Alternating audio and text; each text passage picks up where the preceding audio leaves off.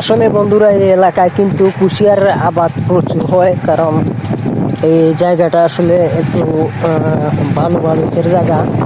এই কারণে আসলে এই কুশিয়ারগুলো এই এলাকায় প্রচুরভাবে আসলে বৃদ্ধি পায়।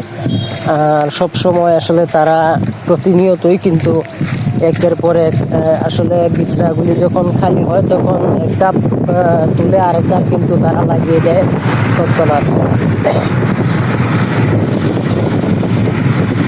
এই যে দেখুন অনেক কুশিয়ার আছে এখনো, আসলে এগুলো এখন চারা, ছোট ছোট চারা, বড় হলে আসলে তারা কেটে, এই যে এখানে আছে দেখুন মেশিন, ওই যে আপনারা নিচে, আসলে জানি না কতটুকু ধরছে, এই যে আমি একটু জুম করছি দেখুন, এইখানে আসলে কিন্তু মেশিন আর যে গোটটি আসলে দেখতে পাচ্ছেন, এখানে আসলে তারা প্রতিনিয়ত কুশিয়ারগুলো কেটে এনে এখানে কিন্তু রস উৎপাদন হয়।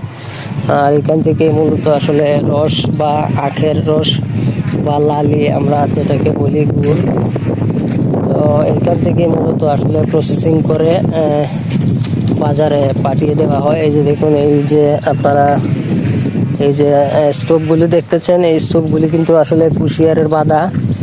তো এইগুলো আসলে জ্বালানি হিসাবে পরবর্তীতে তারা আবার ব্যবহার করবে মনে হয়। এই যে দেখুন স্টোভগুলো এখানে আসলে রাখা হয়েছে এক জায়গায় জড়ো করে, দুই জায়গায়।